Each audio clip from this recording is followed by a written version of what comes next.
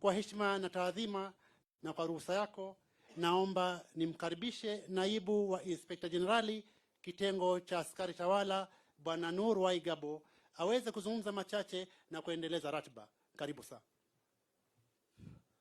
The Governor of Kitui, the commissioners from the National Service Commission, the Inspector General, senior officers who are present and commanders. Your Excellency, on my behalf and that of the Administration Police Service, we welcome you to the Border Police Headquarters unit here at Kanyonyoo and the Border Police Headquarters at the Border Police Campus.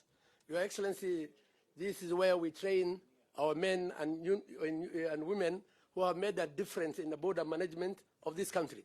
We closely work with our KDF, our immigration, and our other sister services along the border.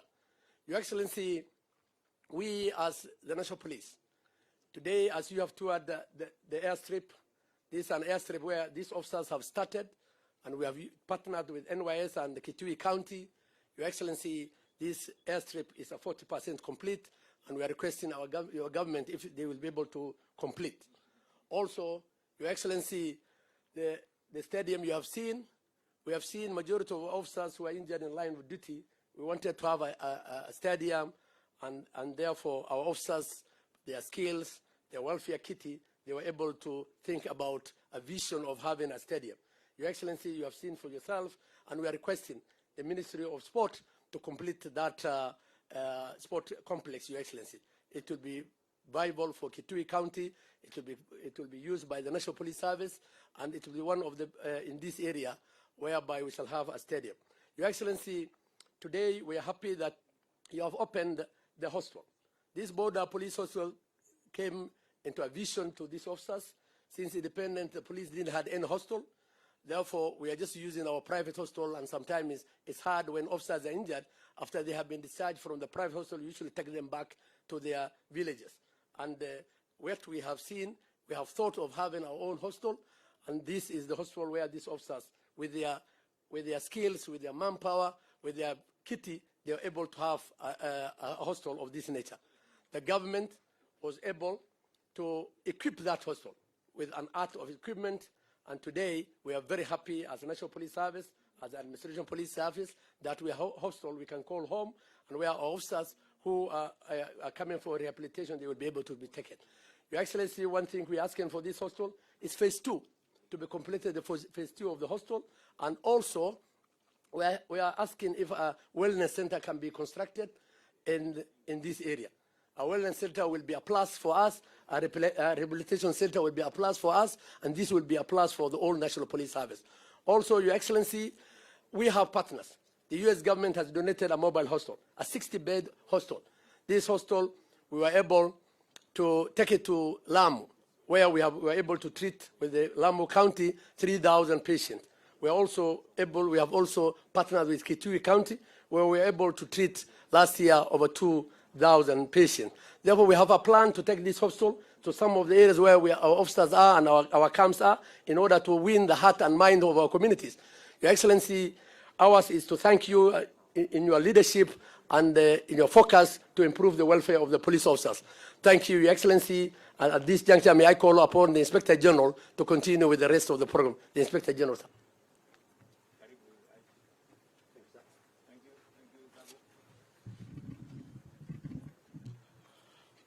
Mheshimiwa Daktari William Samoei Ruto, the President of our beautiful country, Republic of Kenya.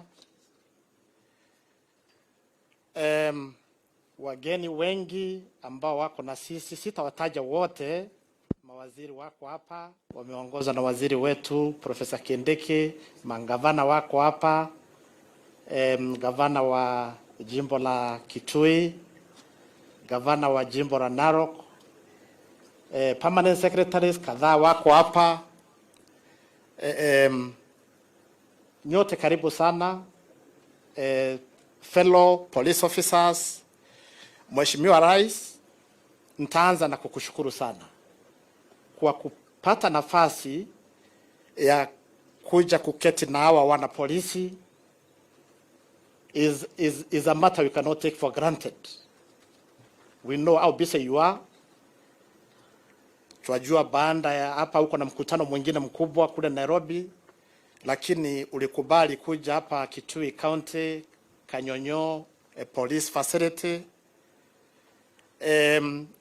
Your Excellency, wakati wote unapata nafasi ya kuketi na maofisa wenzangu wa kikosi cha polisi, it is always a morale booster. We have officers, as you are aware, deployed in very difficult areas. Lakini wakisikia umetembelea vile uko na sisi hapa, that gives us energy to discharge our mandates. Your Excellency, umetueleza sisi kama service commanders mambo ya welfare ya our officer. And we always encouraged by the commitment we see in you, especially mambo ya afya. Ni juzi tu umekubali tumepata cover ya sisi zote wana polisi. Leo umekubali kufungua hospitali, the first police hospital. Your Excellency, this is the first police hospital ambayo iko na vitanda 130. Tuko na nyingine kule Nairobi Mbagathi ya vitanda 150. Your Excellency, tumekueleza, tumekutajia kila wakati, issues to do with health is dear to the officers, because by virtue of what we do, our profession, tunapata maumivu. Kwa hivyo tukiwa na facility kama hii umefungua leo, ambaye itaundumia familia zetu, we feel motivated as members of the National Police Service. Your Excellency, as I conclude, mine is to assure you, as the commander of the National Police Service, I have patriotic officers. I have officers who love their country. You've seen the display they presented to you this morning. Officers who have energy. Officers who are able to provide security to our people. That is a mandate we are going to discharge as a service without fear or favor. Na wewe mwenyewe umetueleza tutiwe na ubaguzi. We treat kila mwananchi equally. Kama ni mkubwa ama mdogo, lazima apate service ya serikali ambao walichagua wenyewe. Kwa hivyo, Your Excellency, sisi tutahudumia nchi hii bila woga na kwa kujitolea na kupenda nchi yetu. Your Excellency, kwa sababu ya muda niruhusu sasa nimwalike waziri wetu Profesa Kithure Kindiki. You're welcome, sir.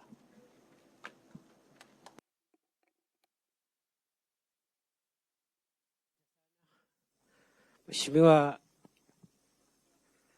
Dr. William Ruto, Rais wa Jamhuri ya Kenya na Amiri Jeshi wa vikosi vyetu vya ulinzi, wageni wote ambao wako hapa, Mheshimiwa Rais, kwa sababu baada ya hotuba yangu hii fupi utatuongelesha, nikubalie nitaje maafisa wakubwa wa serikali ambao wako hapa kwa majina, na tunawashukuru kwa sababu wamepata muda kuwa hapa na sisi siku ya leo. Mheshimiwa Rais, tuko na waziri wa mambo ya utalii, wanyama pori na mambo ya heritage ama turathi za kitaifa, Mheshimiwa Penina Malonza. Tuko na gavana wa jimbo la Kitui, mstahiki Gavana Julius Malombe. Tuko na mwenzake gavana wa Narok, mstahiki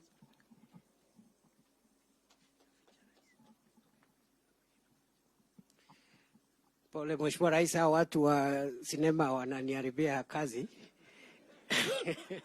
sababu sasa nimesimama mbele yako. Mheshimiwa Rais, tuko na gavana wa Narok, Honorable Patrick Ntutu. Karibu sana gavana.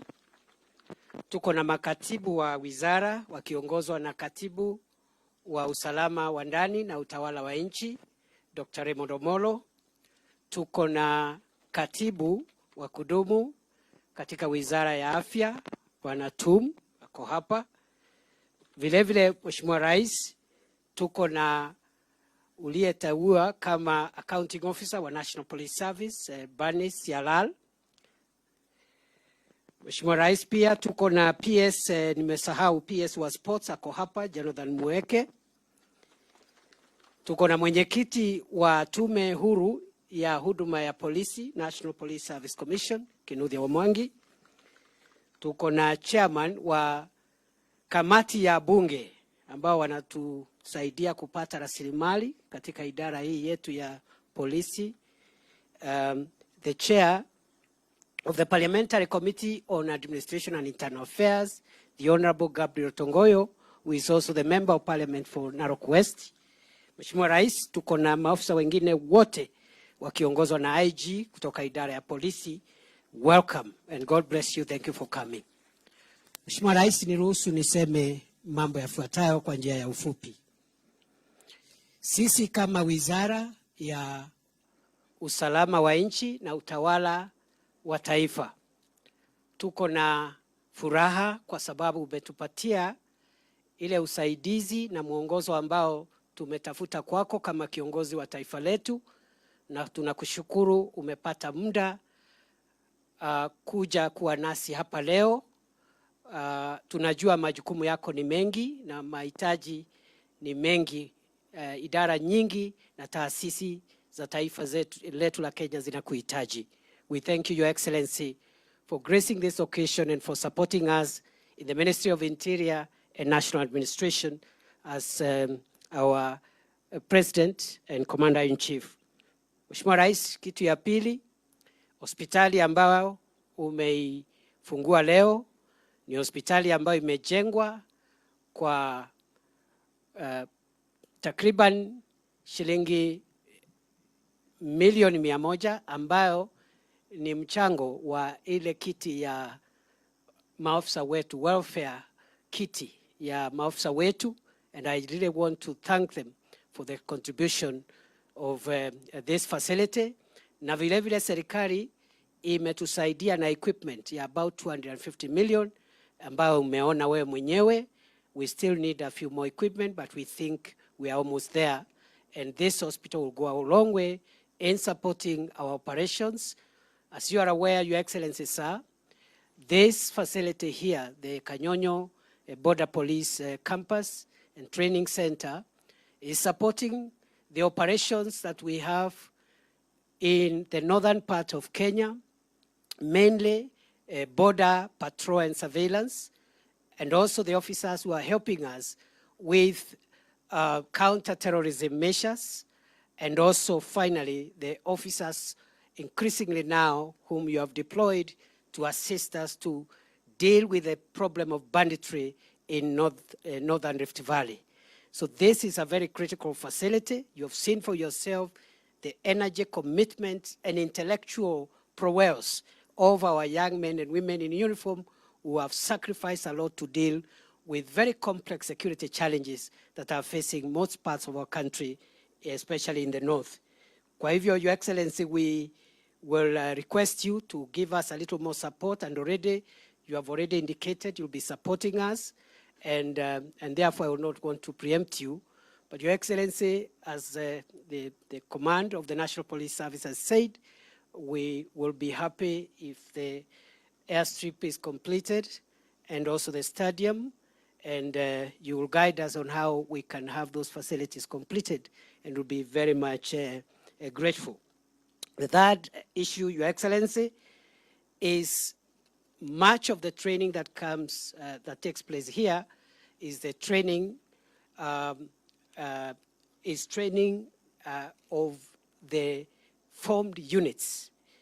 And for me, as your minister, I believe the future of our country in tackling complex security challenges lies in our enhancement of the capacity of the specialized elite formed units within the National Police Service who have done a fantastic job in very difficult circumstances to make sure that we keep terrorism at bay and to deal with other international crimes as well as now going forward banditry.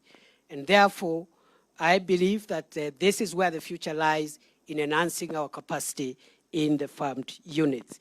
Your Excellency, finally, I want to also request you to support us with the police modernization program. And as you are aware, we have a bit of capabilities, but with a little more support, we are able to deliver even greater services to the people of Kenya. Your Excellency, we assure you of our professionalism within the National Police Service and other disciplined agencies within this ministry. And as you are aware, Your Excellency, again, besides this hospital, we have 2 other medical facilities that are almost complete. The one is the National Police Hospital in Bagathi, and the other one is the Kenya Prison Hospital in Ruiru. When these medical facilities are complete, they'll go in a long way in boosting the morale of our officers, making them feel appreciated, and being treated in an environment that does not disturb the rest of the public, because some of the injuries that our officers get are quite serious injuries, and we would want to cushion them from being able to destabilize the other medical facilities where every other person, patient is taken to. Kwa hivyo, Mheshimiwa Rais, tunakushukuru, tunakupenda na asante sana kwa sababu umetuunga mkono. Tunauliza tu uendelee kutusaidia, kututafutia rasilimali za kuongeza mambo ya vifaa vyetu, na hao maofisa kama umeona ni maofisa wazuri, wako na nidhamu, wako na ujuzi, na ile wanahitaji tu ni msaada kidogo ya kuboresha vifaa, aswa vifaa vya angani ambavyo vitatayarisha saidia mambo ya vifaa ambavyo wanatumia wakiwa ardhini. Kwa hayo mengi, naomba tusimame tumwamlike Rais wa Jamhuri ya Kenya. Haya, Governor, Mheshimiwa Rais amesema kuja usalamiane kwa niaba ya unajua Mheshimiwa Rais, usipotoa hiyo order, I cannot do it. This is a very constrained environment and that's how we work. Lakini Rais amesema Governor salamiane kwa niaba ya community. Karibu Your Excellency Governor.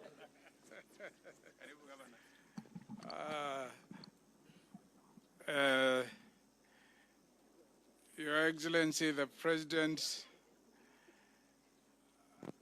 wa Jamhuri yetu ya Kenya, Mheshimiwa Dr. William Samoei Ruto, my colleague Governor Ntutu wa Narok County, CS wa Interior National Government, Bwana Kindiki,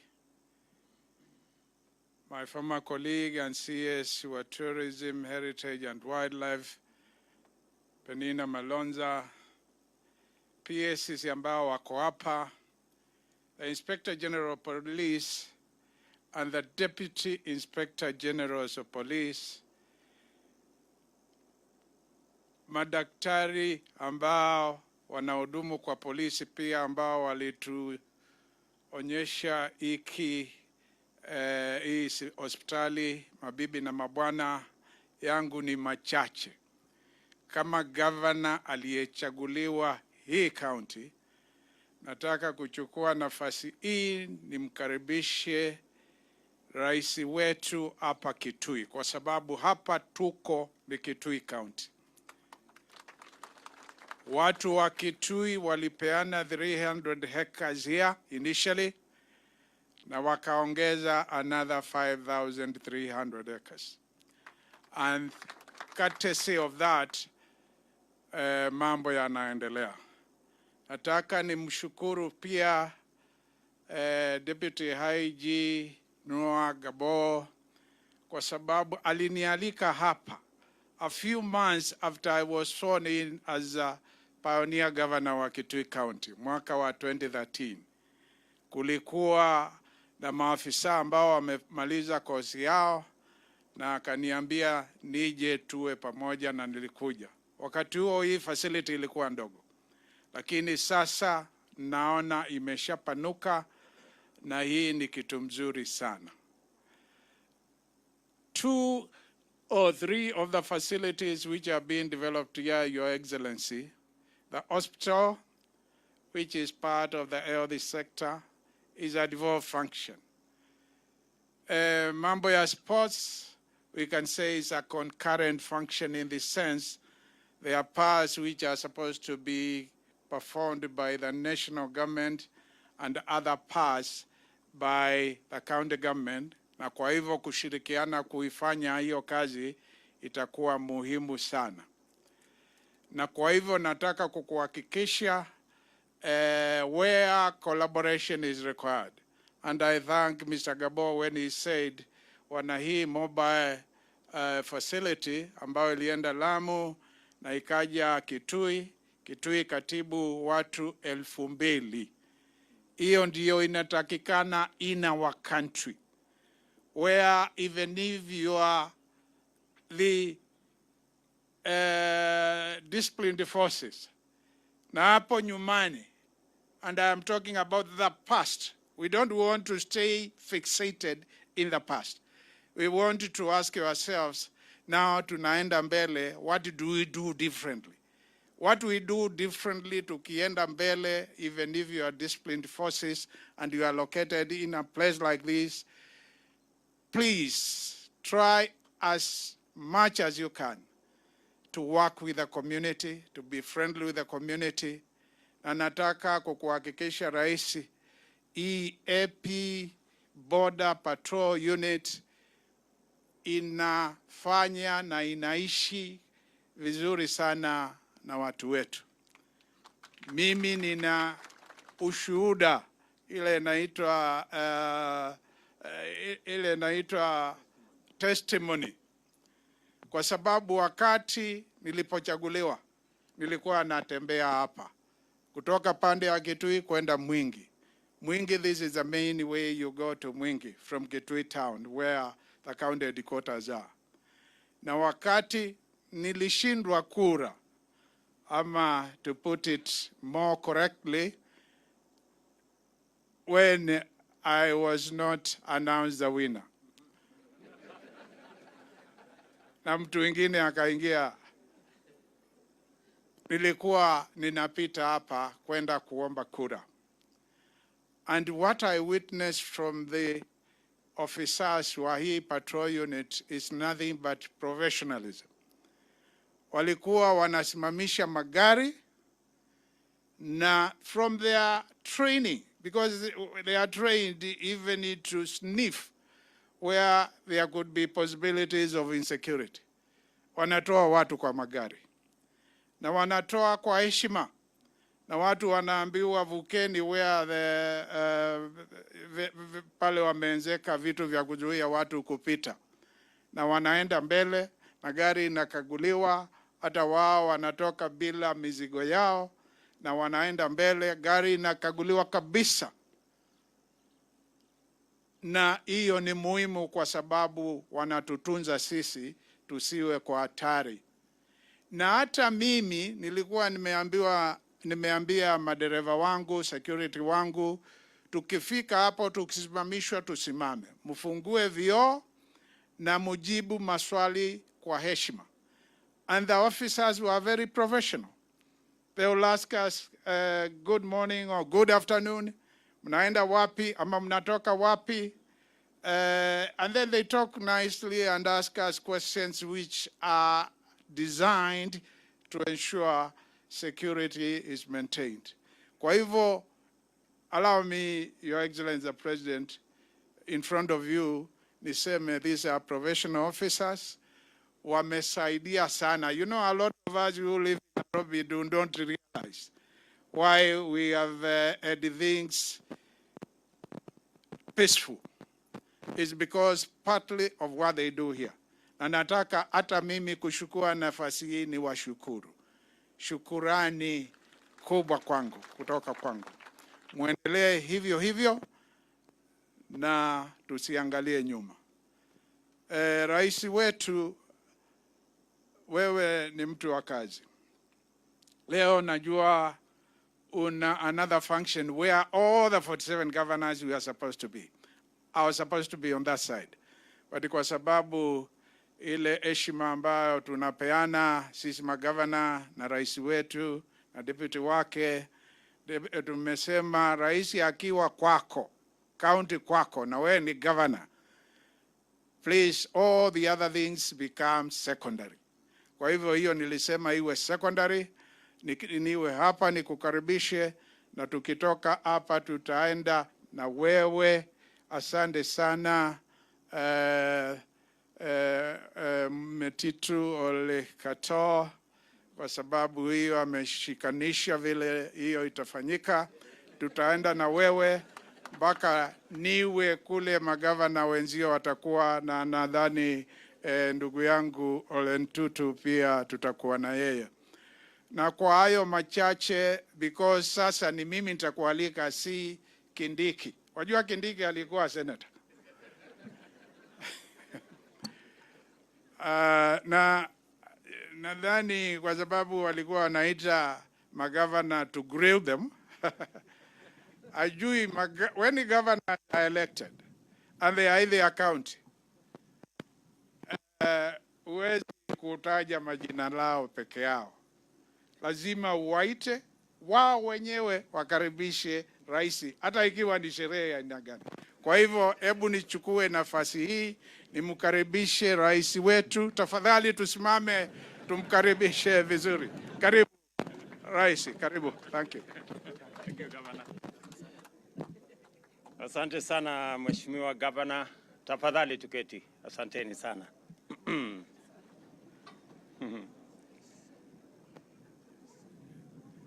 Mheshimiwa Governor wetu wa hapa Kitui, waheshimiwa mawaziri, Inspector General wetu wa polisi na DIGs na officers wengine wote, makatibu na officers wetu wa hapa Kanyonyoo, hamjambo. Kwanza mimi nataka nimshukuru Mungu kwa kutupatia nafasi tuweze kufika hapa siku ya leo. Niwapongeze kwa yale mambo mazuri ambayo tumeona hapa Kanyonyoo. Pia nishukuru wananchi wa kaunti yetu ya Kitui kwa heshima mliotupatia, na hasa mliopatia jeshi letu la polisi, mkatoa ardhi ili tuweze kujenga institution hii ya training, na tukapata vile vile mahali pa hospitali na mambo yale mengine. Tuko pia na airstrip hapa, tuko na stadium. Mimi nataka niwaambie watu wote wa Kitui asante sana. On behalf of the government of Kenya, I want to truly appreciate the partnership and the relationship between the people of Kitui and our security agencies. And we have assembled here today to mark a tremendous milestone in the transformation of the Kenya National Police Service. We are all used to the service motto, Utumishi kwa wote, which has been the yardstick of our expectation for 6 decades from our policemen and women. We always evaluate the performance of the police in terms of the extent to which citizens' expectations have been met and the degree of their bravery, selflessness, gallantry, integrity, and responsiveness shown by its members. It has been generally accepted in the past that the police service must perform to the highest standards under the greatest hardship, and this has fostered a high expectations mindset complemented by a philosophy of neglect. The difficulty experienced by members of the police force in delivering to these high standards has always been attributed to rampant corruption and a runaway culture of impunity. but I dare say that those days are firmly in the past, and that improvident ideology has been retired. The government fully recognizes the National Police Service as a critical institution that is indispensable to peace, security, law and order, which in turn are necessary conditions for all human endeavor, including the pursuit of sustainable development and shared prosperity. Our policemen and women are front and center in ensuring that we have shared prosperity. For this reason, the government recognizes that for the police service to live up to its constitutional mandate, it must be adequately facilitated through sufficient resources and other forms of support. This support entails recognizing that the National Police Service is made up of individual professionals with basic human rights who are entitled to motivation, guidance, training, and education, as well as health and psychological support in order to attain the highest standards of professionalism and discipline expected of them. In fact, the National Police Service is obligated under the Constitution to train officers to the highest possible standards of competence and integrity, and to respect human rights and fundamental freedoms and dignity. It is also mandated to foster and promote relationships with the broader society. It is clear, therefore, that our high expectations of members of the police service must be accompanied by adequate facilitation to enable them perform to those high standards that we expect of them. In recognition of this reciprocal obligation, the Government of Kenya is committed to guarantee the institutional independence of the service by making sure they have financial autonomy. That is why I ensured that the Inspector General of Police is designated as the accounting officer to ensure that resources meant for our police service are spent in the manner in which our police service want resources spent. The government has also invested in a comprehensive medical cover to cover the provision of high-quality medical services to members and their families. The services extended to the provision of mental health services accompany that medical insurance scheme. In addition, I recently presided over the inauguration of the National Police Leadership Academy, which will inculcate the highest standards of integrity, transparency, and accountability, respect for fundamental rights and freedoms, and the observance of the highest constitutional standards. The government is also investing in the National Forensic Laboratory to enable specialist detectives solve complex investigations and support prosecution with strong scientific evidence. As I speak to you, the Police and Prison Service Reforms Task Force is busy at work, interrogating a broad range of issues affecting service delivery, including the terms and conditions of service of officers. Even as we make progress in enhancing our support for members of the service, we are also waiting to implement recommendations of the task force to take the police service, men and women, to the next level. I am highly encouraged that with what I have seen on my tour of the facilities completed and those under development.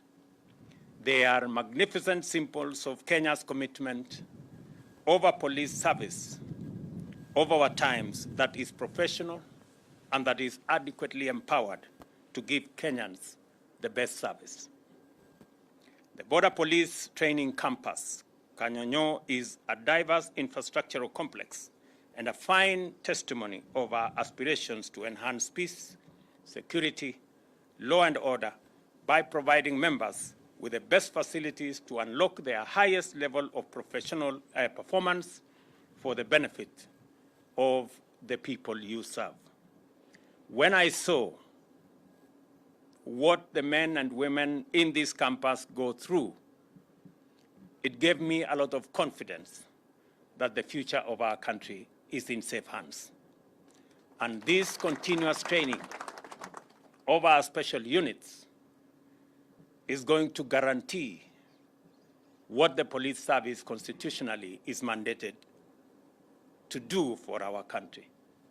I want to commit that going into the future, we will continuously enhance resources available to continuously professionalize, train, and equip our security officers to ensure that they secure the lives, property, and interests, and the prosperity of our nation.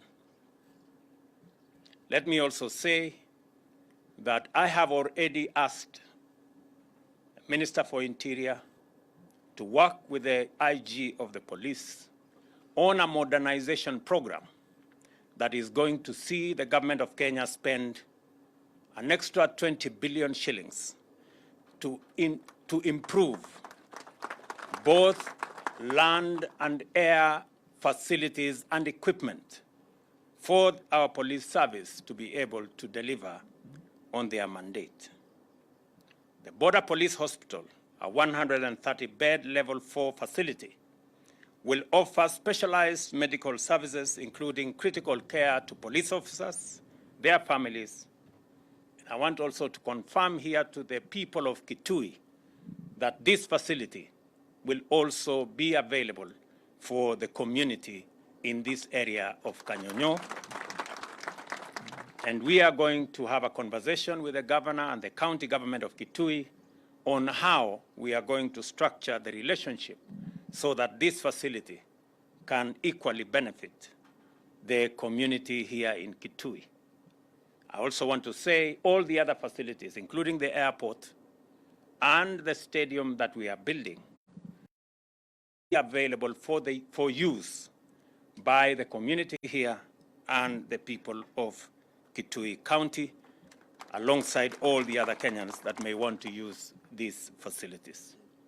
Let me also confirm here that the government of Kenya is going to complete the airstrip that we are building here. I know you have painstakingly taken time, spent resources with a lot of hard work.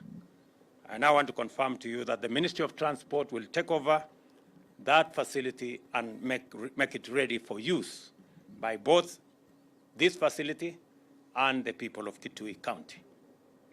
Let me also confirm that the stadium, and I have given my feedback to the engineer who was designing the stadium, is all equally we are going to take it over. The Ministry of Sports and Youth are going to take over and complete the stadium here, again, for use by our officers in this facility, but also by the community here in Kanyonyoo and Kitui County. The PS for Ministry of Sports is here, Mr. Jonathan Mweke. I expect that you will give proper guidance on how to develop that stadium, give them professional advice, and provide the resources for the completion of that facility. I also want to confirm that going through this hospital, I see that there is a lot of infrastructure that is still required. There is a lot of design that needs to be corrected, and the Ministry of Health is going to work with the IG and the DIG to make sure that every correction that needs to be made is made, and all the other facilities, including equipment that are not here, we will provide as the government of Kenya. I was very pleasantly surprised when the DIG told me that the construction of this hospital was done by money collected on the welfare scheme of officers in the police force. I want to say to all the officers who contribute, I am told 50 shillings. And it is a confirmation of what 50 shillings can do.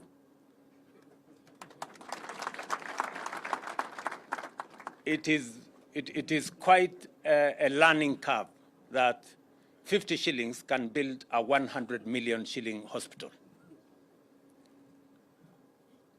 Nilikuwa nasikia watu wengine wakisema ya kwamba shilingi 500, 1000, 2000, 5000 inapatiana kwa hustler fund ni pesa kidogo.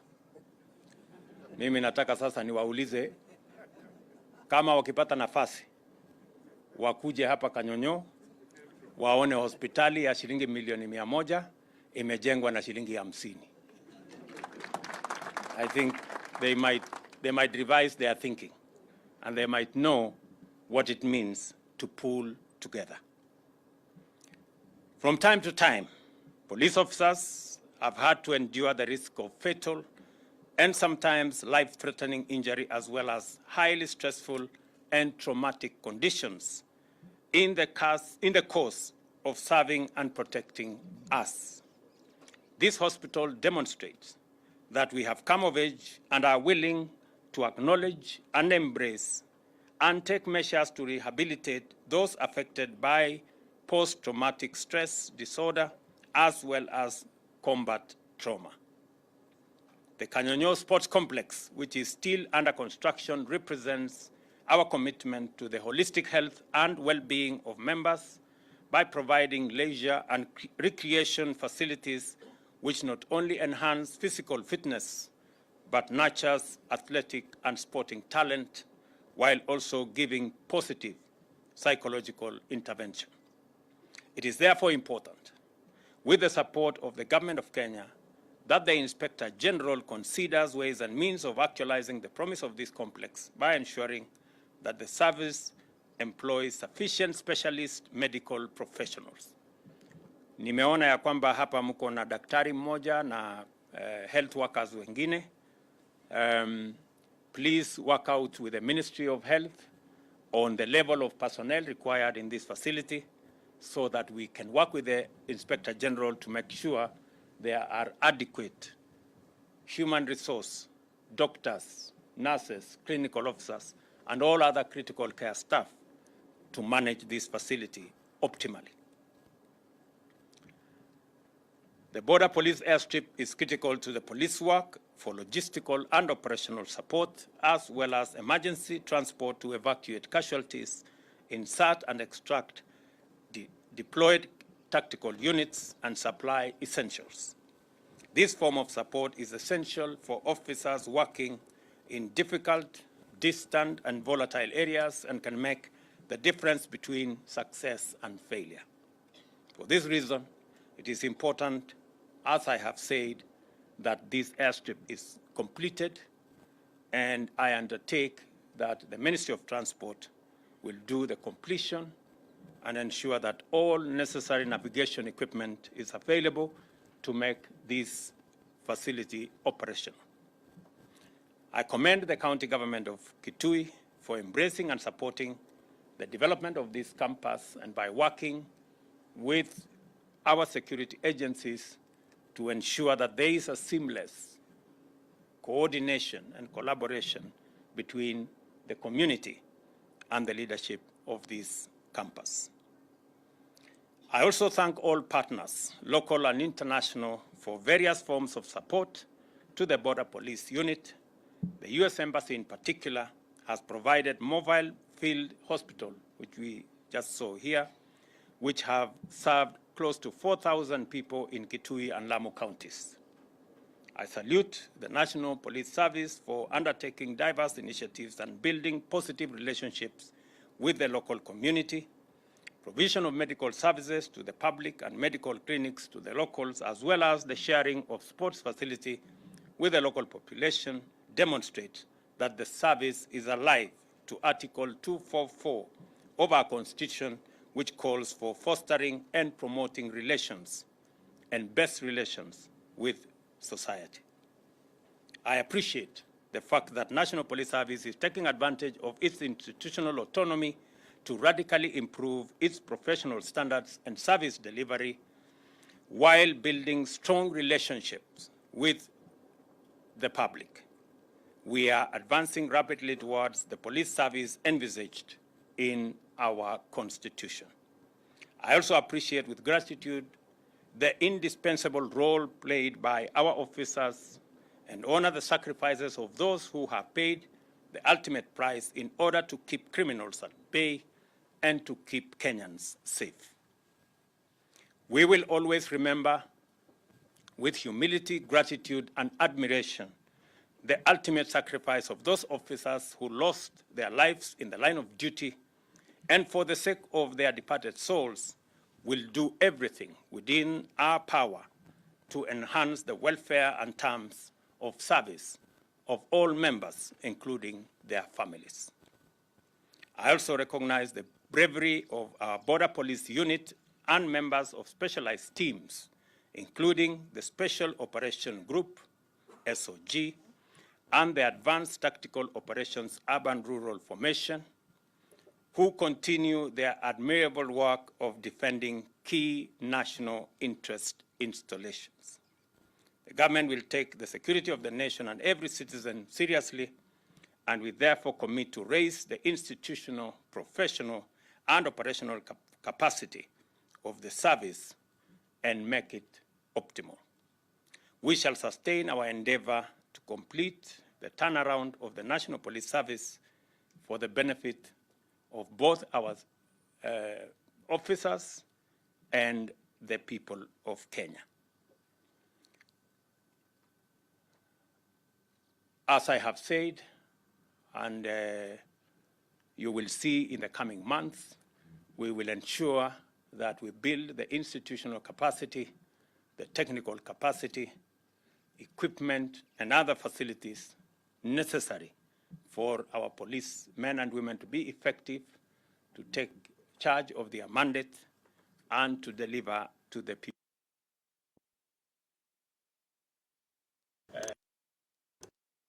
Also expect the commandant of this college to plant more trees. I think it is only fair, Commandant, to use the men and women you have in this compound and those who come in and out to plant more trees around this facility. It will help improve the environmental situation here, and it will also serve to better the working environment for those who are training in this facility. Congratulations to the people who have gone through this college.